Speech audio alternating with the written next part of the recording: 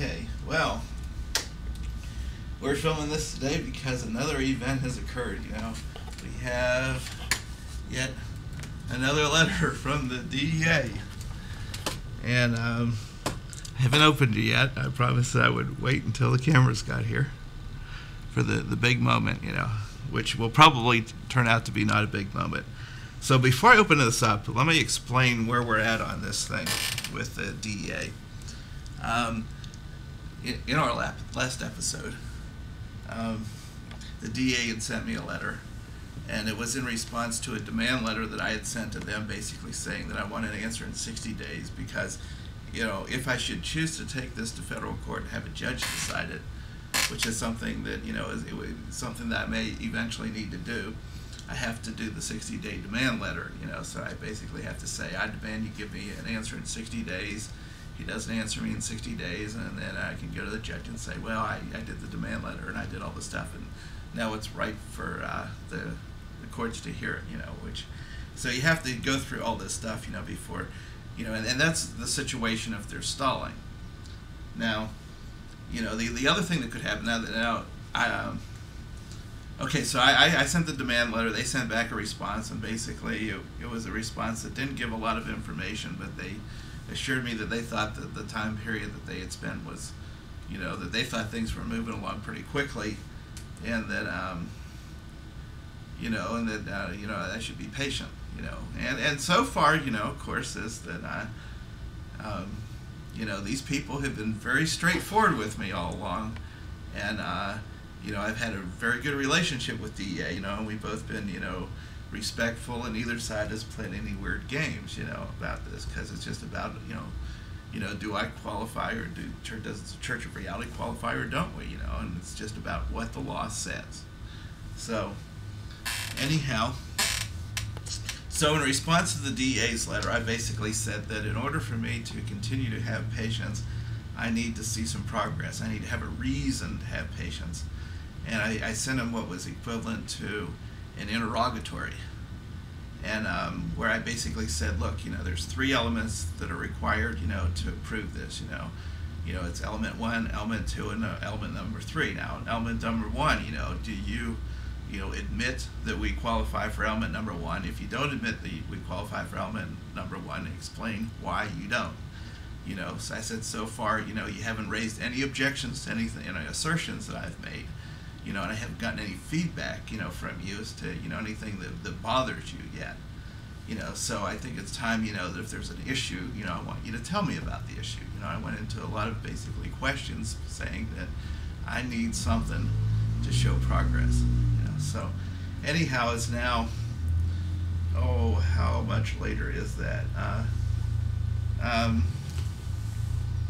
It's about 30 to 40 days later, and I now have this, So this is my, my response. So this could either be a yes, or it could be a no, or it could be some type of partial information where they maybe give me a little, I asked them to certify that I have immunity from prosecution while I'm, applying for this, so they may be acknowledging that, or this may be a clever stall where they're going to give me something to create the illusion that things are progressing, when in fact, they've, stuck this on the back burner, and due to political reasons, the White House gave orders of, no way in hell are you going to give Mark Perkel marijuana, or something like that. So, the question is what's going to be in here, and there's, like I said, there's several levels of answer, and it's too much to hope for the idea that I could just open this up and they just say, yes, the Church of Reality qualifies, for immunity from marijuana, I mean, that is too good to even imagine that being in here. But if they say, no, we don't, then, obviously they should say no and have a reason, as to why they're saying no. And if they make a decision here, and this is the reason, this is their final answer, then as it turns out, I've already been doing some research into, filing the lawsuit, and I actually have the lawsuit partially written at this point. And I learned some interesting things in doing the legal research for the lawsuit. I came across a website that talked about that the state of Minnesota, North Dakota. The state of North Dakota has been lobbying the DEA to get them to give them an exemption for growing industrial hemp, by farmers, not marijuana, industrial hemp. And they passed a bunch of state laws, and the DEA told them no. Just flat out said no and gave the reasons why. They said that, the Eighth Circuit Court of, Court of Appeals has already ruled that, marijuana is marijuana. It doesn't matter how much THC is in it. And since they ruled that way, we have to, go by that. So two farmers are suing the DEA, in a suit that would be very similar to the suit that the Church of Reality would file. In that, it's a different set of facts, but the form of it is they're asking for an injunction, and they're asking for the court to make a decision, in place of DEA, and override them, what DEA has ruled. And the interesting thing is that in response to this lawsuit, the DEA said that the circuit court, federal circuit court, doesn't have jurisdiction, and cited a law that I didn't know about. That was a very key law that I need to know about, is that the jurisdiction when it comes to DEA cases is not in the federal circuit courts. The original jurisdiction is by law under the Federal Court of Appeals. So instead of having to go through the step of winning in the circuit court and then having, the losing side appeal it and then having to then win it in the Ninth Circuit Court of Appeals, I can go straight to the Ninth Circuit Court of Appeals with this. But the other thing too is I have to do it within 30 days. So if this thing says no, if this is a no, then from whatever date this starts at, it's probably the date that they mailed it +5 for service, and then 30 days. I have that long to get the lawsuit filed in the Ninth Circuit Court of Appeals, and I am, committing to doing that. I have it partially written, and I'm going to do it myself, and I'm going to get it in there in the 30-day deadline, and I'm going to win it in the Ninth Circuit Court of Appeals. So if this is a no, this would be great, because a no would actually be better than a yes in the long run. If I get a yes, that's just an administrative decision based on, a government agency. If I get a no, and then I win it in the Court of Appeals, then it becomes law. Because they're not going to take this to the Supreme Court because it's already been to the Supreme Court, and the Supreme Court has already decided in my favor. The Ninth Circuit Court of Appeals is dying for a case like this, because the Ninth Circuit Court of Appeals wants to legalize marijuana. They came really, really close to it in the Rage case. In fact, they added a lot of dicta in that decision, where they basically, talked about the day they foresee marijuana being legal, medical marijuana in particular being legal, because 12 states have already passed laws attempting to, send the federal government a message that we want to legalize medical marijuana. So the worst thing on this that I'm looking at is if this is a really good stall, that they just basically put me off, and they trick me into believing that they're sincere when all they're doing is wasting my time, which is a possibility too. So that's what I'm hoping that they're not doing to this, and I'm hoping they at least give me a little something for my ego, to sucker me in, so that they've answered some of the questions that I posed to them, because I did say that I am willing to stall some, but you got to give me something for it, So anyhow, before we did this, came across this picture. Twins separated at birth. This is me.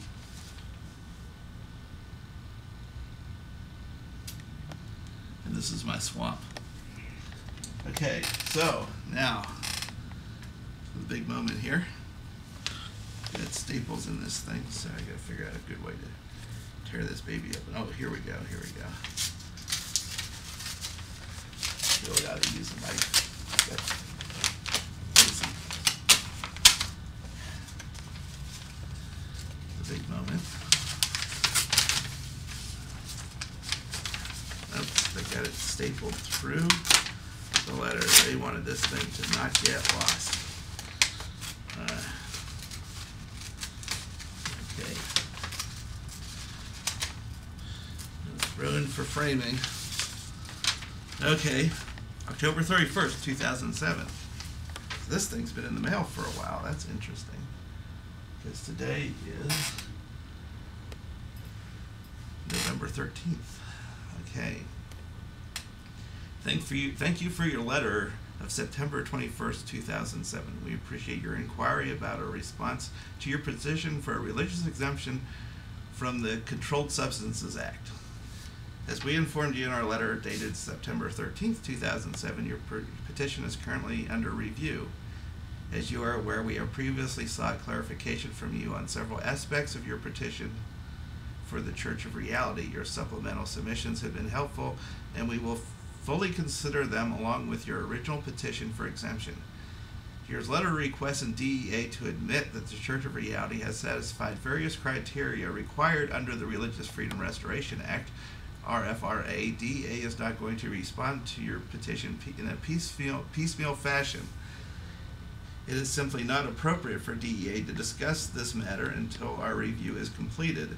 Notwithstanding your suggestions to the contrary, the length of time DEA's review does not constitute an admission of any fact or legal criterion under RFRA, nor can it constitute estoppel for any purposes. I raised the issue of estoppel, basically saying that the fact that they are, appearing to, not raise any objections means that they have admitted that there are no objections because they haven't done it in a timely manner.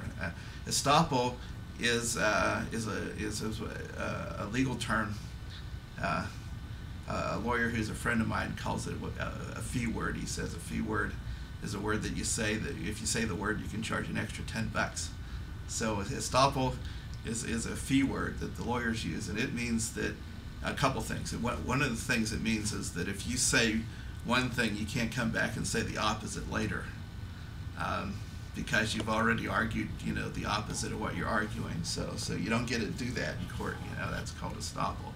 Another thing is if you're supposed to object to something, in a certain amount of time, and you keep quiet and you don't object when you have a duty to object, then you have basically waived your objection.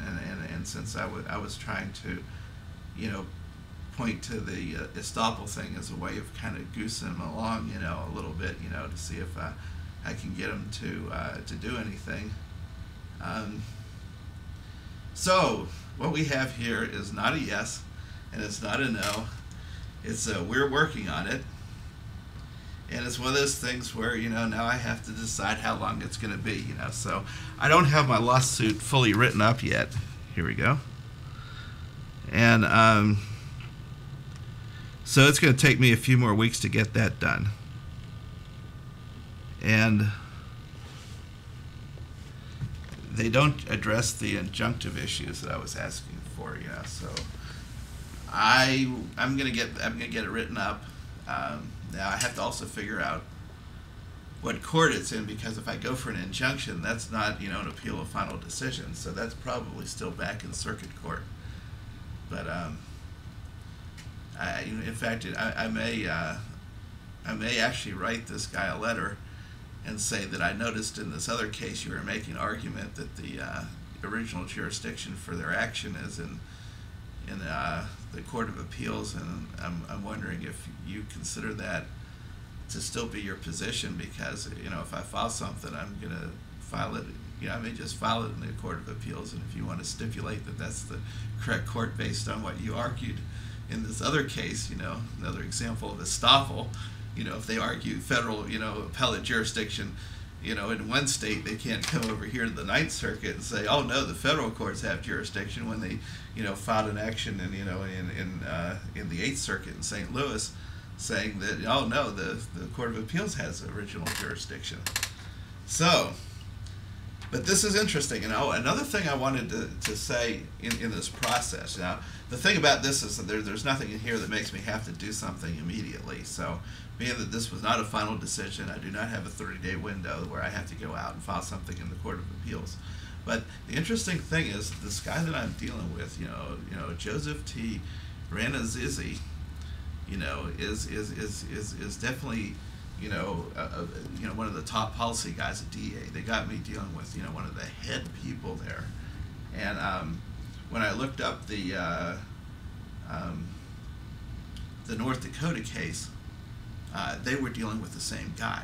So this is the guy, who deals with, the big tricky stuff. He's like the top policy guy, and whenever they get a really hard one, they're the ones who he deals with. So there's a certain amount, where I feel, honored, that the DEA isn't just, having me work with some, enforcement agent out of San Francisco or something like that. That this is a Washington D.C. guy. He's the guy that when Congress wants to know what the DEA is up to, he's the guy who goes to Congress and testifies as to what the DEA does. I see his position here, but this position can be one of two things. It's the same response you would get, whether he was stalling or he was not stalling. That's what makes it, kind of